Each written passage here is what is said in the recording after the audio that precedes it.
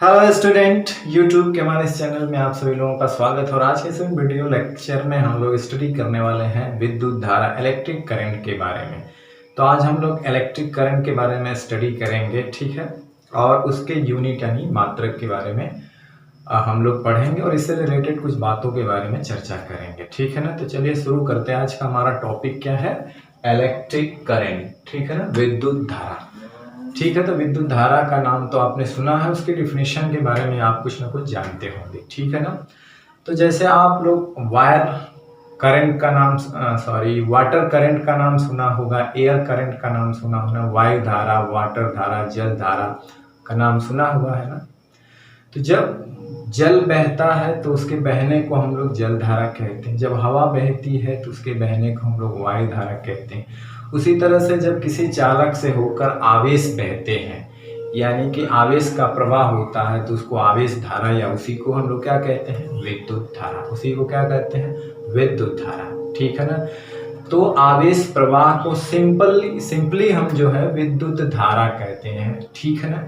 लेकिन विद्युत धारा की माप अगर हम उसको आंकिक या मात्रात्मक रूप से मैग्नीट्यूड की बात करें, उसके माप की बात करें, ठीक है ना, क्वांटिटेटिवली रूप से अगर उसको डिफाइन करें, तो आवेश प्रवाह की समय दर को या आवेश प्रवाह की दर को, आवेश प्रवाह की समय दर को या आवेश प्रवाह की दर को विद्युत धारा या इसी को विद्युत धारा की तीव्रता बोलते हैं। क्या कहते हैं? विद्युत धारा की तीव्रता। इसको स्मॉल आई या कैपिटल आई से प्रदर्शित करते हैं। विद्युत धारा को स्मॉल आई या कैपिटल आई से प्रदर्शित करते हैं, ठीक है ना। तो इसका जो आवेश प्रवाह की समय दर को हम लोग कुछ इस तरह से भी बोल सकते हैं, मतलब कि देखिए, करंट जो होती है किसी चालक से होकर, आवेश किसी चालक से को होकर ही प्रवाहित होते हैं। तो उसका क्या मतलब है? मतलब होता है कि किसी चालक के अनुप्रस्थ काट से, अनुप्रस्थ काट का मतलब होता है चालक का जो लंबवत क्षेत्रफल होता है। जैसे ये वायर कुछ इस तरफ होता है तो अनुप्रस्थ काट इसकी ये है, और ये इसकी अनुप्रस्थ काट। सपोज करिए ये वायर है तो ये इसकी अनुप्रस्थ काट हो गई। ये क्या है? अनुप्रस्थ काट हो गई। तो किसी चालक के अनुप्रस्थ काट से यानी अनुप्रस्थ क्षेत्रफल से प्रति सेकंड प्रवाहित आवेश की मात्रा, यानी एक सेकंड में कितने आवेश गुजर गए, मतलब किसी चालक से होकर के एक सेकंड में कितने आवेश गुजर गए, तो अनुप्रस्थ काट से प्रति सेकंड प्रवाहित आवेश की मात्रा को विद्युत धारा कहते हैं। क्या कहते हैं? विद्युत धारा कहते हैं, ठीक है ना, प्रति सेकंड, ठीक। तो विद्युत धारा का जो हमारा फार्मूला आए वो जो है कहने का मतलब है उसकी डिफिनीशन से आया है। किससे? उसकी डिफिनीशन से आया है, ठीक है ना। तो देखिए यहाँ पे क्या है कि अगर हम मान के चलते हैं, सपोज करिए, ये हमने इसलिए पहले से लिख दिया है कि लिखने में हमें टाइम लगता है तो वीडियो लंबा हो जाता है, इसलिए पहले लिखना पड़ता है, ठीक है। अब जैसे कि ये हमने बता दिया किसी चालक में विद्युत धारा की माप उस चालक के किसी अनुप्रस्थ काट से होकर प्रति सेकंड प्रवाहित आवेश से की जाती। अब मान लेते हैं किसी चालक के अनुप्रस्थ काट से t सेकंड में अगर q आवेश प्रवाहित होता है, कितना? t सेकंड में q आवेश प्रवाहित होता है, तो प्रति सेकंड मतलब एक सेकंड में कितना आवेश प्रवाहित होगा? तो q बाई टी। एक सेकंड में कितना होगा? q by T. Unitary method अगर अप्लाई करें, सपोज करिए यहाँ पे कि जैसे मान लीजिए 5 कलम का दाम 10 रुपया, तो एक कलम का दाम कितना रुपया होगा? तो आप कहोगे 2 रुपया होगा। कैसे आया? जब हमने 10 में 5 से भाग दिया है, जब हमें 1 का निकालना होता तो हम डिवाइड करते हैं, ठीक है ना। तो बिल्कुल उसी तरह से यहाँ पर भी है, बिल्कुल उसी तरह से यहाँ पर भी है कि टी सेकंड में क्यू आवेश प्रवाहित हो रहा है अनुप्रस्थ काट से, तो एक सेकंड में क्यू बाई टी डिफिनेशन से इसी को करंट कहा जाता है। कैपिटल आई या स्मॉल आई से इसको प्रदर्शित करते हैं, ठीक है ना। तो इसलिए इसकी डिफिनेशन से जो विद्युत धारा का फार्मूला बनेगा वो Q बाई टी, ठीक है ना। तो हम कहेंगे कि अगर किसी चालक के अनुप्रस्थ काट से t सेकंड में अगर Q आवेश प्रवाहित हो तो विद्युत धारा, यानी यहाँ पे लिख सकते हैं परिभाषा से विद्युत धारा प्रवाहित आवेश की मात्रा बटे समय, मतलब I equal to Q by T हमने लिखा है कि इसको स्मॉल आई या कैपिटल आई किसी से भी प्रदर्शित कर सकते हैं। और टी समय में कितना आवेश प्रवाहित होगा, तो इतना। ये कोई मतलब लिखने की जरूरत नहीं है, लिख सकते हैं, कोई बात नहीं है। कि उस चालक से टी सेकंड में कितनी आवेश गुजर जाएगा, तो आई गुणे टी। अगर हमें आई पता रहेगा, समय पता रहेगा, क्यू निकाल सकते हैं। क्यू पता है, समय पता है, तो आप विद्युत धारा निकाल सकते हैं, ठीक है ना। तो हमने बात की विद्युत धारा के बारे में, ठीक है ना। तो देखिए यहाँ पे अगर हम बात करते हैं तो अलग अलग जो है, अलग अलग चालकों में, जैसे कोई चालक कंडक्टर है, अरे सॉरी कंडक्टर है, जिसी को हम लोग चालक कहते हैं। तो उसमें जो धातुएं होती हैं वो विद्युत के चालक होती हैं। तो उसमें जो आवेश का जो प्रवाह होता है वो इलेक्ट्रॉनों के कारण होता है, मतलब उसमें मुक्त इलेक्ट्रॉन पाए जाते हैं, जिसकी चर्चा हमने की थी इसके पिछले वीडियो में, कि धातुओं में ऑलरेडी मुक्त इलेक्ट्रॉन पाए जाते हैं। क्योंकि जब धातुओं का निर्माण होता है तो धातुओं के परमाणुओं के बाहरी कक्षाएं से इलेक्ट्रॉन लूज हो जाते हैं, तो वो उस परमाणुओं के जो खाली स्थान होते हैं उसमें वो अनियमित गति करते रहते हैं। तो धातुओं में क्या होता है कि ऑलरेडी फ्री इलेक्ट्रॉन, जिसको हम लोग मुक्त इलेक्ट्रॉन यानी कि ऋणात्मक आवेश ऑलरेडी पाए जाते हैं, तो उनके गति से ही धारा का निर्माण होता है, ठीक है ना। लेकिन जब कोई धातु होती है तो उसमें करंट नहीं बहती है, मतलब कोई धातु है, वायर है, तो उसमें मुक्त इलेक्ट्रॉन है, फिर भी उसमें कोई करंट नहीं बहती है। तो होता क्या है कि जो इलेक्ट्रॉन होते हैं यानी मुक्त इलेक्ट्रॉन होते हैं वो चालक के अंदर सभी दिशाओं में समान रूप से गति करते हैं, मतलब वो इधर उधर यानी कि दाएं बाएं एक समान रूप से गति करते हैं और आपस में टकराते रहते हैं, ठीक है ना। आपस में क्या होते हैं, कोलाइड करते रहते हैं, और जिससे इलेक्ट्रॉन निकले रहते हैं उसके धनायन से भी कोलाइड करते रहते हैं। तो उनकी जो गति होती है अनियमित होती है, एट रैंडम होती है, जिसको जिगजैग मोशन करते हैं, ब्राउनियन मोशन कह सकते हैं। एक तरह से गैस के अणुओं की जो गति होती है ना, इधर उधर इधर उधर, उसी तरह से धातुओं के अंदर इलेक्ट्रॉनों की गति होती है। तो उनका जो नेट विस्थापन किसी एक डायरेक्शन में नहीं हो पाता है। क्यों? क्योंकि अनियमित गति करते हैं, जैसे वो इधर गए तो कुछ क्षण के बाद इधर चले आए, फिर उधर से इधर चले आए। मतलब क्या हुआ कि उनका किसी एक निश्चित डायरेक्शन में नेट विस्थापन 0 होता है। जब वो किसी एक डायरेक्शन में प्रवाहित नहीं हो पाते हैं तो धारा कहाँ से बनेगी? जैसे वाटर जब एक दिशा में बहता है तभी तो हम कहते हैं वाटर करंट यानी जल धारा। जब वायु एक दिशा में बहती है तभी तो कहते हैं वायु धारा।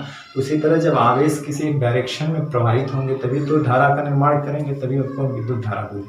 लेकिन किसी धातु में या वायर में उससे बने होते हैं तो उसमें इलेक्ट्रॉन अनियमित गति चारों दिशाओं में समान रूप से करते हैं।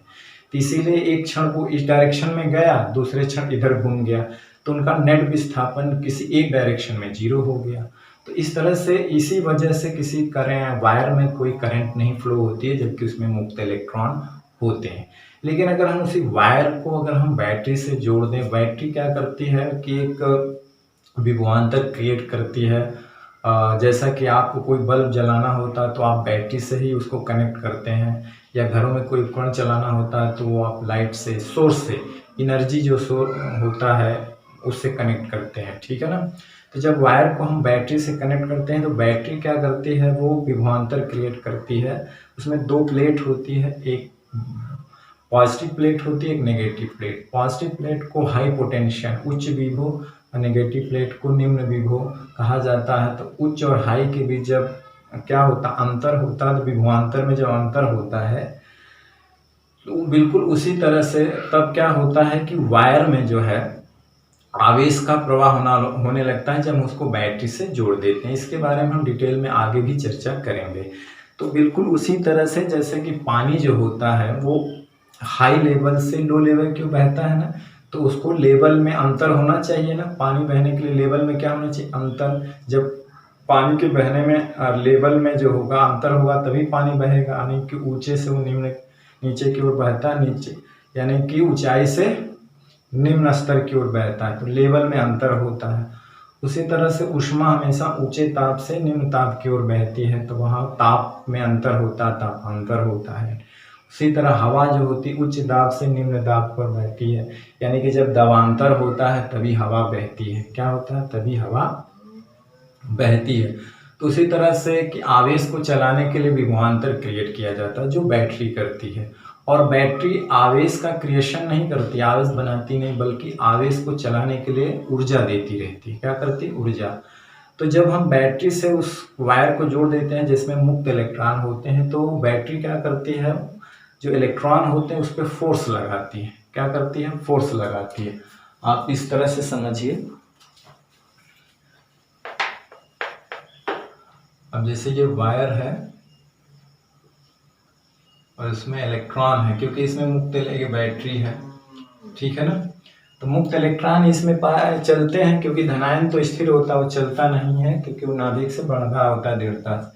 ये पॉजिटिव प्लेट होती है, नेगेटिव। नेगेटिव को लो पोटेंशियल, पॉजिटिव को हाई पोटेंशियल माना जाता है। अब देखिए क्या है, तो इसकी वजह से इस पे क्या लगता है? फोर्स। इलेक्ट्रॉन हमेशा किधर चलेंगे? इस प्लेट की ओर चलेंगे। ये पॉजिटिव प्लेट इलेक्ट्रॉन को खींचेगा और नेगेटिव क्या, इसको प्रतिकर्षित करके इधर ढकेलेगा। तो जैसे ही बैटरी से हम इसको जोड़ते हैं तो इलेक्ट्रॉन पर एक बल लगने लगता है, ठीक है ना। वो क्या होता है? एक डायरेक्शन में, एक पार्टिकुलर, एक निश्चित डायरेक्शन में बल लगने लगता है। कब? जब हम बैटरी से उसे जोड़ते हैं। हालांकि तब भी उनकी अनियमित गति होती है, तब भी उनकी अनियमित गति होती है। और अनियमित गति की जो चाल होती है वो 10 के पावर 5 मीटर पर सेकंड होती है। इस चाल से वो अनियमित गति करते हैं, ठीक है ना। अब इसके बावजूद जब हम बैटरी जोड़ देते हैं तो अनियमित गति करते हैं, फिर भी वो एक डायरेक्शन में उनको फोर्स लगता है, तो वो धीरे धीरे एक डायरेक्शन में सरकते हैं। यानी कि जब हम बैटरी से जोड़ देते हैं तो इलेक्ट्रॉन पर क्या होता है? एक तरफ फोर्स लगने लगता है, एक डायरेक्शन में, किसी निश्चित। तो इलेक्ट्रॉन क्या होते हैं? जिग-जैग मोशन करते हुए आगे सरकते जाते हैं। ऐसे ऐसे मोशन करते आगे सरकते जाते हैं, ऐसे मोशन करते, यानी कि वो उनका एक निश्चित डायरेक्शन में विस्थापन होने लगता है। उनका एक निश्चित डायरेक्शन में क्या होने लगता है? प्रवाह होने लगता है। लेकिन उस वक्त भी वो अपनी अनियमित गति नहीं छोड़ते, वो अनियमित गति करते हुए एक डायरेक्शन में सरकने लगते हैं। तो उसकी इस गति को अनुगमन चाल या अनुगमन स्पीड बोला जाता है, ठीक है ना। क्या बोला जाता है? अनुगमन, ठीक है ना।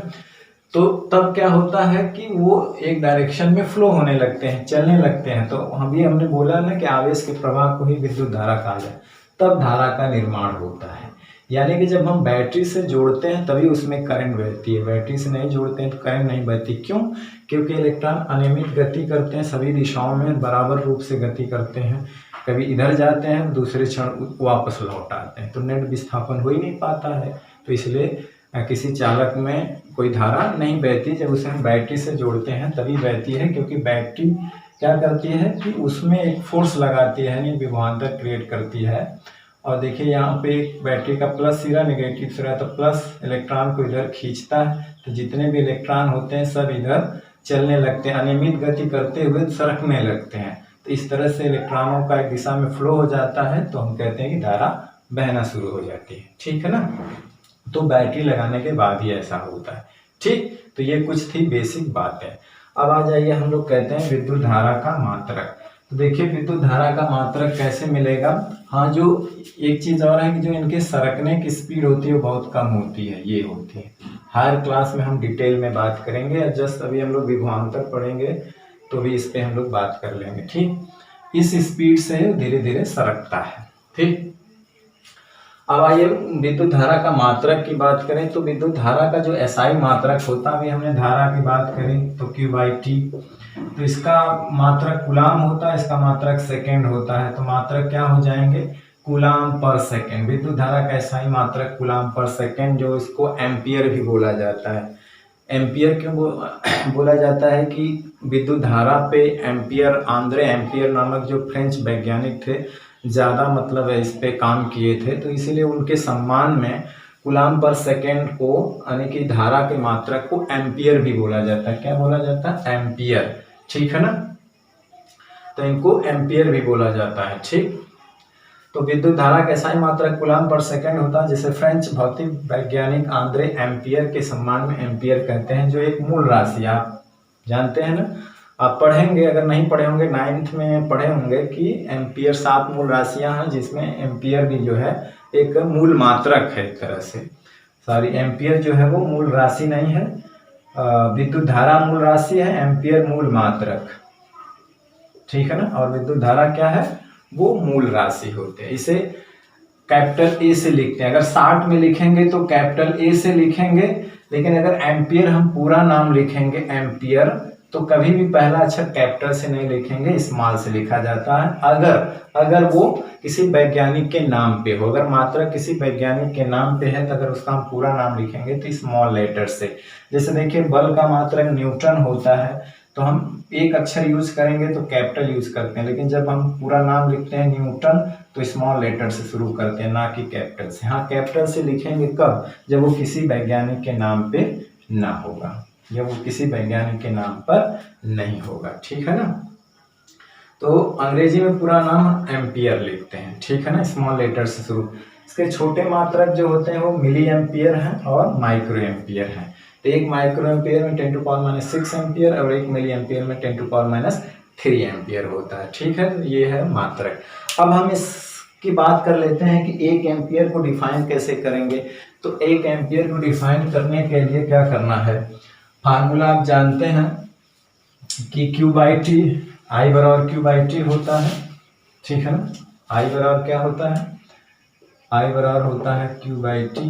अगर इसको 1 मान ले, इसको 1 सेकेंड मान ले, तो I बराबर क्या हो जाएगा? 1 एम्पियर। मतलब क्या हुआ? 1 एम्पियर का मतलब हुआ कि अगर किसी चालक के अनुप्रस्थ काट से 1 सेकेंड में अगर 1 कूलाम प्रवाहित होता है, 1 सेकेंड में 1 कूलाम आवेश प्रवाहित होता है, तो चालक से प्रवाहित धारा बोली जाएगी 1 एम्पियर। 1 सेकेंड में 1 कूलाम आवेश प्रवाहित हो तो चालक से प्रवाहित धारा क्या हो जाएगी? 1 एम्पियर हो जाएगी, ठीक है ना। अब हम बात करते हैं कुछ चीज़ों में कि किस किस कारण से करंट बहती है, ठीक है ना। अब जैसे अगर हम बात करें तो धातुओं में आपने विद्युत धारा का प्रवाह जो है मुक्त इलेक्ट्रॉनों के कारण होता है। इलेक्ट्रॉनों के कारण अभी हमने चर्चा किया, तो मुक्त इलेक्ट्रॉनों के कारण ही आवेश बहता है, ऋणात्मक आवेश के कारण धारा बहती है। तो उसका फार्मूला सिंपल Q/T, ये ऋण आवेशों की संख्या है, इसको हम लोग क्या लिखते हैं? Ne, ठीक। दूसरी बात करें अम्ल क्षार और लवण के जली विलयन की बात करें तो उसमें दोनों आयनों के कारण धारा बहती है। उसमें धनायन भी होते हैं और ऋणायन भी होते हैं, दोनों मूव करते हैं, लेकिन धातु में सिर्फ इलेक्ट्रॉन मूव करता है। तो अगर हम विद्युत अपघट जिसको कहते हैं, तो अगर हम लवण का, अम्ल का और क्षार का जली विलयन लें तो उसमें हम लोग धन और आयन दोनों मूव करते हैं। धनायन जो होता है वो भी मूव करता है, ऋणायन होता है वो भी मूव करता है। तो दोनों के वजह से करंट बनती है, ठीक है ना। दोनों के वजह से क्या होता है? करंट बनती है। तो दोनों के वजह से समझ लीजिए कि अगर धनायन की संख्या N1 है और उस पर चार्ज मान लीजिए E है, और इलेक्ट्रॉन ऋणायन की संख्या N2 है, उस पर चार्ज E है, तो टोटल करंट क्या हो जाएगी? N1E plus N2E। तो यहाँ पे है तो ये प्लस E लिख सकते हैं और माइनस E, लेकिन करंट निकालते समय और उतने ही समय में बहते हैं। तो क्या हो गया? ये माइनस क्यों बता रहा है? ऋणायन के लिए, और ये प्लस बता रहा है कैटायन धनायन के लिए। तो दोनों के कारण तो नेट करंट जो है दोनों कारण ये होगी। लेकिन अगर धातुओं की बात करें तो उसमें सिर्फ ऋणायन पाए जाते हैं इलेक्ट्रॉन, तो उसके कारण जो करंट होगी वो ये होगी, ठीक है ना। हमने ये बताया था कि Q बराबर Ne फार्मूला होता है ना। तो इस तरह से आप निकाल सकते हैं। तो उसमें देखेंगे कि कितने धनायन हैं और हर धनायन पे इतना चार्ज होता है, तो यहाँ प्लस लगा दे, ऋणायन है तो ऋण लगा दे। लेकिन यहाँ पे ऋण उसकी वो दिखा रहा ऋणायन, लेकिन जब हम निकालेंगे तो उसका मैग्नीट्यूड रखेंगे, डायरेक्ट माइनस प्लस से कोई मतलब नहीं है, ठीक है ना। उसी तरह से आयनित गैसों में भी धनायन ऋणायन की वजह, आयनित गैसों में धनायन भी चलते हैं, ऋणायन भी चलते हैं। मतलब आयनित गैसों में जो परमाणु होते हैं उससे जो इलेक्ट्रॉन निकल जाते हैं, तो इलेक्ट्रॉन अलग और उनका धनायन अलग, दोनों चलते हैं, तो दोनों के कारण करंट बहती है। तो इस फार्मूले से हम करंट निकाल सकते हैं, ठीक है ना। क्या है?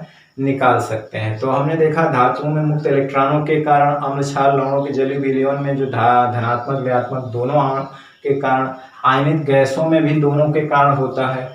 अब अर्धचालक की बात करें, एक चालक है, तो अर्धचालक एक एडवांस टॉपिक है जिसको आप लोग इंटर में पढ़ेंगे। एडवांस टॉपिक का मतलब होता है कि उसमें जो है अर्धचालक जो पदार्थ होते हैं, हालांकि वो सामान्य टेम्परेचर जैसे कहें कि रूम टेम्परेचर या 0 केल्विन की बात करें तो उस पर किस तरह का व्यवहार करता है? कुचालक की तरह व्यवहार करता है, ठीक है ना। उसमें कोई बाहर से अशुद्धि मिलाई जाती है, तो आप वहाँ डिटेल में पढ़ेंगे कि एक तरह की अशुद्धि मिलाई जाती है कि अर्धचालकों में इलेक्ट्रॉनों की अधिकता हो जाती है, इलेक्ट्रॉन ज़्यादा हो जाते हैं।